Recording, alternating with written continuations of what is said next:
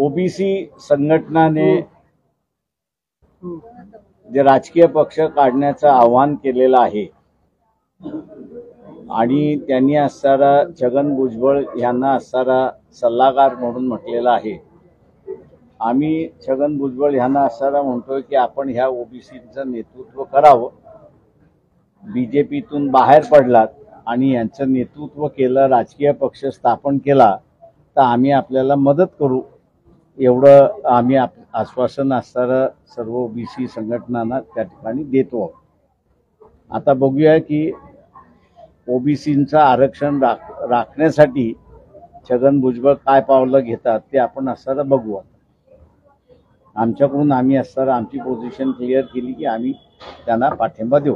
म्हणजे त्यांनी मंत्रिपदाचा राजीनामा देऊन सरकारमधून बाहेर पडावं असं तो त्यांचा इश्यू आहे. ते आतून करतील की बाहेरून करतील हा त्यांचा प्रश्न आहे. तर आताच एक मोठी घडामोडी अशोक चव्हाण यांनी राजीनामा दिलाय आमदारकीचा काही वेळापूर्वी. मी आपल्याला फार अगोदर सांगत होतो की इलेक्शन जसं जसं येईल तसं तसं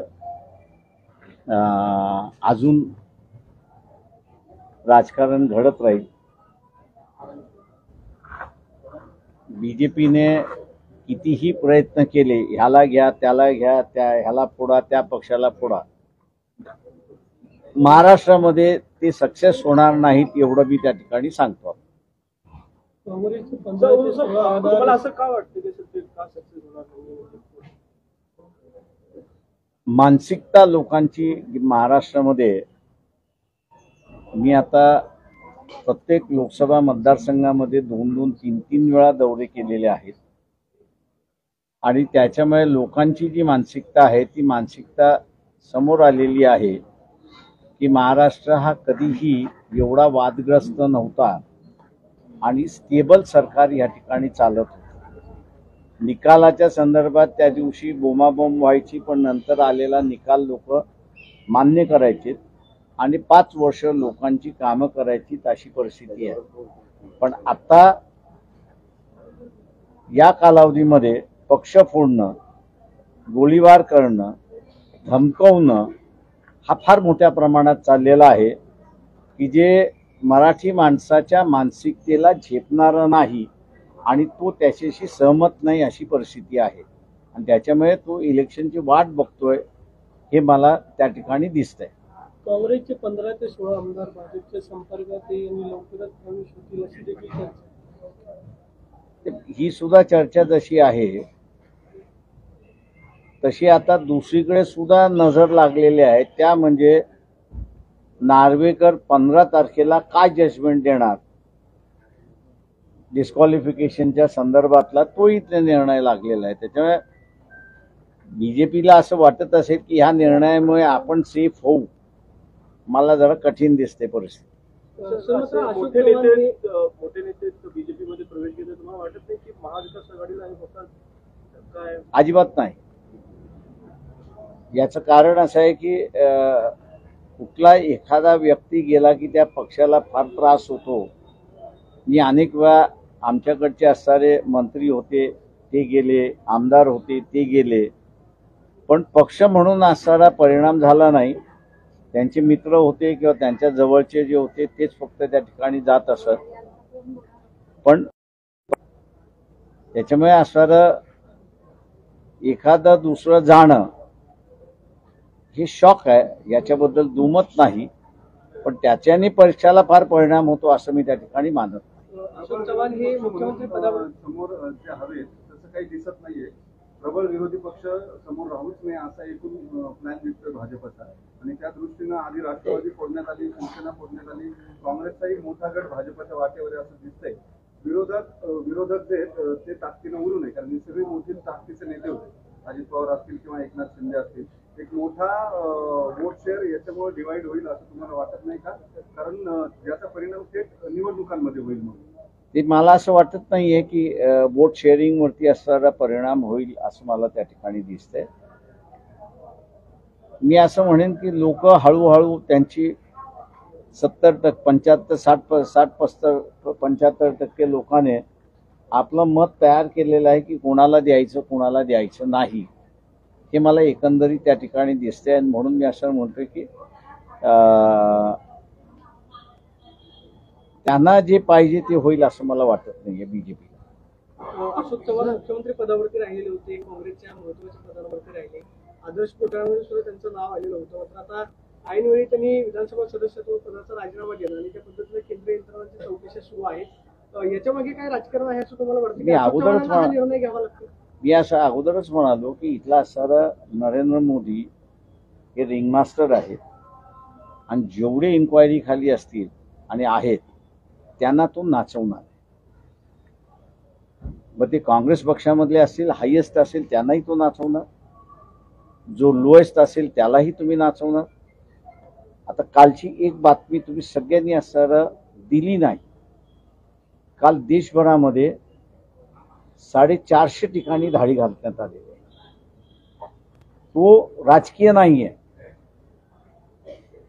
तो नॉन राजकीय आहे. आता ह्या धाडी टाकण्याच्या पाठीमागचं जे कारण आहे त्याचं सगळ्यात मोठं मी असं मानतोय की बीजेपीच्या पायाखालची वाळू घसरलेली आहे. ते कितीही म्हणत असतील की आम्ही 400+ क्रॉस करणार असं त्यांचं म्हणणं आहे, ते एका भीतीपोटी आहे. आणि दुसऱ्या बाजूला भीती निर्माण करण्यासाठी त्या सरळ राजकीय धाडी सुद्धा घालतात, म्हणजे राजकारणाच्या लोकांवरती सुद्धा धाडी घालतात आहेत.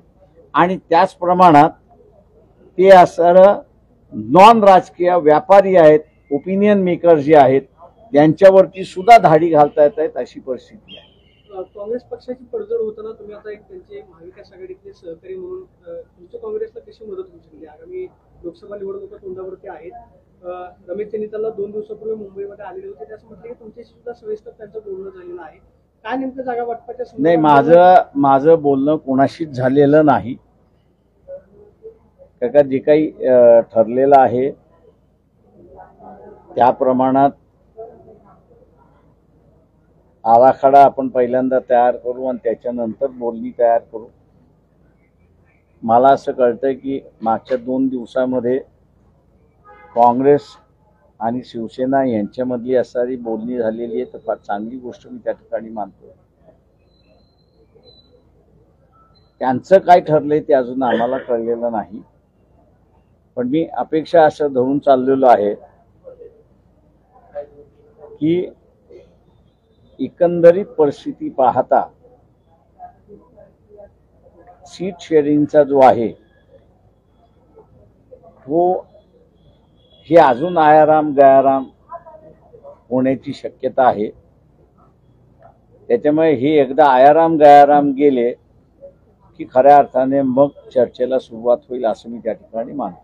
सर, निखिल वागळे यांना पुण्यातील रस्त्यावरती 4 ठिकाणी मारहाण करण्यात आली होती. मी तेच म्हणतोय की बीजेपी हे भयग्रस्त झालेली आहे आणि ती भयग्रस्त झाल्यामुळे तिला असणारा भीतीचं वातावरण निर्माण करून भयग्रस्त लोकांना करून आपल्याला जिंकता येतं का, ही त्यांची असणारी स्ट्रॅटेजी आहे.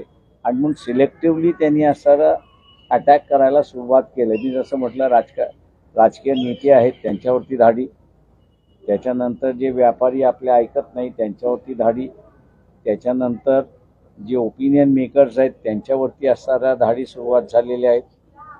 आम्ही सर्वसामान्य माणसाला विचारतोय की तुम्हाला हे अपेक्षित आहे का? धाडी घालण्याबद्दल कोणाचाही आक्षेप नाही, पण धाडी घातल्यानंतर तुम्ही एखादी तरी केस कोर्टात घेऊन गेलाय का आणि ती कन्व्हिक्शन केली आहे का याचं असणारं उत्तर द्यावं. अजूनही एकही केस ते कोर्टात घेऊन गेलेले नाहीत आणि त्यांनी कन्व्हिक्शन करून घेतलेलं नाहीत. त्याचाच अर्थ की हे जे धाडी जे आहेत हे धाडी एक भीती घालण्यासाठी वापरलेलं यंत्र असं त्या ठिकाणी आम्ही मानतो.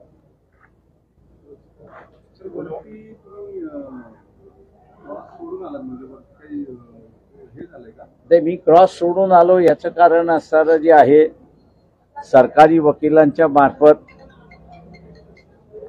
सरकार दोषी आहे, माझा आजही आरोप आहे. भीमा कोरेगावची रायट जी आहे ती पोलिसांनी घडवलेली रायट आहे त्याच्याचबरोबर जी नावं त्यावेळेस घेतलेली आहेत त्यांनी घडवलेली आहेत आणि आता कमिशनच्या समोर डायव्हर्ट करण्याचा भाग त्या ठिकाणी चाललेला आहे आणि ते माझ्या तोंडून वधवून घ्यायचं त्या ठिकाणी चाललं होतं आणि म्हणून मी कमिशनला म्हटलं की मला जेवढी माहिती द्यायची होती तेवढी माहिती मी दिली, मी आता ट्विट करतोय.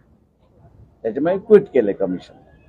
रिटर्न आर्ग्युमेंट काही तुम्ही सबमिट करणार आहात का? नाही, मी रिटर्न आर्ग्युमेंट्स मी कधीच असं मी पहिल्यांदा ह्या कमिशन ज्यावेळेस ज्युडिशियल पॉवर्स या कमिशनला कमिशननी ज्यावेळेस समन्स केला त्यावेळेस एक नागरिक म्हणून आपण असं उभं राहिलं पाहिजे. माझं ॲफिडेव्हिट मी असं दाखल केलं. मला जे म्हणायचं होतं मी ते त्या ठिकाणी मी मांडलेलं आहे आणि दुर्दैवाने कमिशनकडे पॉवर्स नसल्यामुळे कमिशन हतबल आहे त्या गोष्टी मागवायला आणि आता सरकारी वकिलामार्फत प्रयत्न चालला होता की डायव्हर्ट करण्याचा जो भाग आहे या दंगली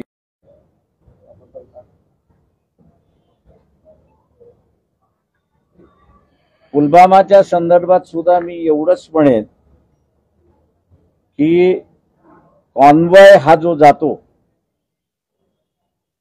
हा कॉन्वॉय नेहमी 10 गाड्यांच्या वरती जात नाही.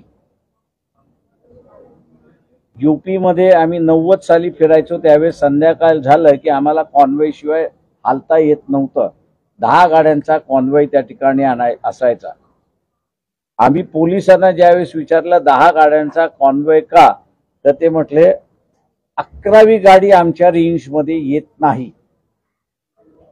त्याच्यामुळे अटॅक होण्याच्या वेळेस जो सिक्युरिटी गार्ड आहे त्याची गोळी पोचली पाहिजे म्हणून पाठीमागचा आणि पुढचा हा जो गार्ड आहे त्याच्या रेंजमध्ये तुम्ही असलं पाहिजेत आणि म्हणून 10चा असणारा कॉन्वे आहे.